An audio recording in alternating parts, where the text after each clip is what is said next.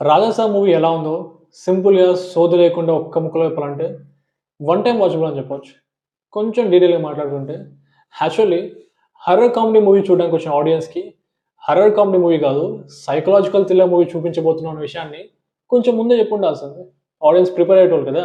ఇప్పుడు ఒక regular Telugu మూవీలా start అయిపోయి డైరెక్షన్ మొత్తం చేంజ్ చేసి Hollywood movie 'doctor strange multiverse of madness' ఆ స్టైల్‌లో తీస్తే ఆడియన్స్ తీసుకోవడం కొంచెం కష్టం కదా! ఒకేసారి జనర్ మొత్తం చేంజ్ అయిపోతే.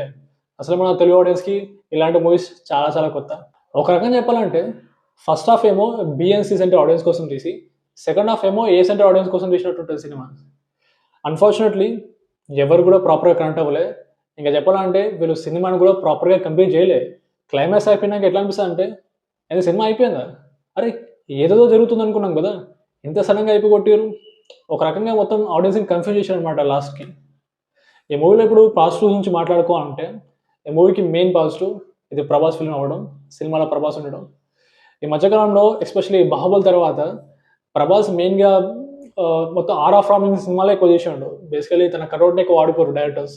కానీ ఈ మూవీలో మొత్తానికి చాలా రోజుల తర్వాత ప్రభాస్ ఒక యాక్టింగ్ పొటెన్షియల్‌ని యూజ్ చేసుకోవడం జరిగింది. ఇందులో మీకు యాక్టర్ ప్రభాస్ కనిపిస్తాడు. Not only entertainer Prabhas. అదైతే నాకు పాజిటివ్‌గా అనిపించింది. అండ్ సినిమాలో రొమాంటిక్ కామెడీ వర్కౌట్ అయింది. సినిమాకి యాక్చువల్‌గా ముగ్గురు హీరోయిన్స్ అవసరం లేదు.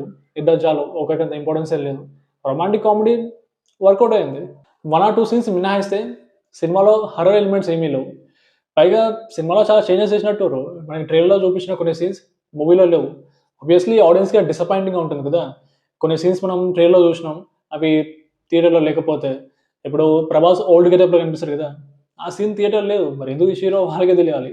ఇప్పుడు ఈ మూవీలో నెగెటివ్స్ మాట్లాడుకుంటే నెగెటివ్స్ కూడా బానే ఉన్నాయి. ఇప్పుడు సాంగ్స్‌లో ఒక్క సాంగ్ కూడా క్లిక్ అవ్వలే. పైగా సాంగ్స్ ఎలా అనిపించినాయంటే మూవీ డ్యూరేషన్ పెంచడం మినహాయిస్తే సినిమాకి ఏ రకంగా కూడా బెనిఫిట్ అవ్వలే. పైగా సాంగ్స్ వచ్చిన టైమింగ్ కూడా సరిగ్గా లేదనమాట. అది కాకుండా ఫస్ట్ హాఫ్‌లో కొంచెం స్క్రీన్ ప్లే కూడా సరిగ్గా ఉండదు. అండ్ క్లైమాక్స్ చాలా పెద్ద మైనస్ ఈ సినిమాకి. క్లైమాక్స్ ఎలా అనిపించిందంటే లైక్ చాలా రాండమ్‌గా కట్ చేసిర్రు. అప్పుడెప్పుడో 'రాధేశ్యామ్' కూడా అంతే చేసిర్రు. గుర్తుందా 'రాధేశ్యామ్‌లో' ప్రభాస్ ఒక షిప్‌లో ఉంటాడు. ఆ తర్వాత సడెన్‌గా హాస్పిటల్‌కొస్తాడు. అరే! షిప్‌లో నుంచి హాస్పిటల్‌కి ఎలా వచ్చిండో చూపించరు. అలాగే వీళ్ళు కూడా సడెన్‌గా క్లైమాక్స్ అయిపోతది.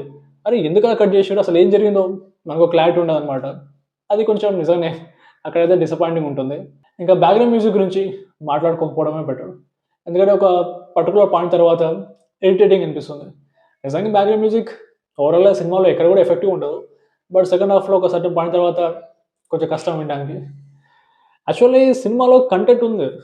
ఒక 30-40 క్రోర్స్ బడ్జెట్‌లో తీసి 300-400 క్రోర్స్ కలెక్ట్ చేయగలంత మ్యాటర్ ఉంది ఈ సినిమాలో. కానీ డైరెక్టర్ సరిగ్గా హ్యాండిల్ చేయలే అనిపించింది. ఫస్ట్ సపోజ్ ఇదే సినిమాని ప్రభాస్ గాకుండా ఒక టైర్ 2 హీరో తీసి ఆడియన్స్‌ని ముందే ప్రాపర్‌గా ప్రిపేర్ చేసి ఇది హారర్ కామెడీ మూవీ కాదు. ఒక సైకలాజికల్ థ్రిల్లర్ మూవీ అని ప్రాపర్‌గా ఆడియన్స్‌ని ప్రిపేర్ చేసి ప్రమోషన్ సరిగ్గా చేసుంటే బ్లాక్ బస్టర్ అయ్యేదేమో. ఎందుకంటే సినిమాలో ప్లాట్ పరంగా చూసుకుంటే ఆన్ పేపర్ సినిమా చాలా బావుంది. కానీ ప్రాపర్‌గా ఎగ్జిక్యూట్ చేయలేదు. 400 క్రోర్స్ బడ్జెట్ అన్నారు. 400 క్రోర్స్ బడ్జెట్ ఉన్నప్పుడు సాంగ్స్ సరిగ్గా లేకపోవడం ఏంది? వీఎఫ్ఎక్స్ సరిగ్గా లేదు. అండ్ బ్యాక్‌గ్రౌండ్ మ్యూజిక్ కూడా సరిగ్గా లేదు. సో, టెక్నికల్ యాస్పెక్ట్‌లో మూవీ ఫెయిల్ అయిపోయిందనమాట. అందుకే మూవీ చాలా మందికి నచ్చకపోవచ్చు. అందుకే ఇంతకుముందన్నా వన్ టైమ్ వాచబుల్ అని. బట్ బిట్స్ అండ్ పీసెస్‌లో సినిమా బానే అనిపిస్తుంది. కాబట్టి ఎక్స్‌పెక్టేషన్స్ కొంచెం లోగా పెట్టుకొని సినిమా చూస్తే సినిమా నచ్చే ఛాన్స్ ఉంది. కాకపోతే ఇప్పుడు ఈ సినిమాతోటి 1000 కోట్లు కొట్టడం అంటే చాలా కష్టం. హిందీ ఆడియన్స్ నుంచి మంచి రెస్పాన్స్ రావాలి. అలాగే తెలుగులో మన ఫ్యామిలీ ఆడియన్స్‌కి కనెక్ట్ అవ్వాలి. ఇప్పుడు ఫెస్టివల్ టైమ్‌లో ఫ్యామిలీ ఆడియన్స్ ఈ సినిమా మీద ఇంట్రెస్ట్ చూపిస్తే బడ్జెట్ అయితే రికవర్ అయిపోతుంది. ఐ మీన్ బడ్జెట్ రికవర్ అవ్వడం అయితే కష్టమేం కాదు. సినిమా హిట్ అవుతుంది. బ్రేక్ ఈవెన్ కొడుతుంది. కాకపోతే ప్రభాస్ సినిమా 1000 కోట్లు అనేది స్టాండర్డ్ కదా! 1000 కోట్ల మార్కెట్ 1000 కోట్ల మార్క్ అయితే కొట్టడం కష్టం అనుకుంటున్నా. చూద్దాం మరి ఈ మూవీ కలెక్షన్స్ ఎంతొస్తాయో. That's it guys. See you again.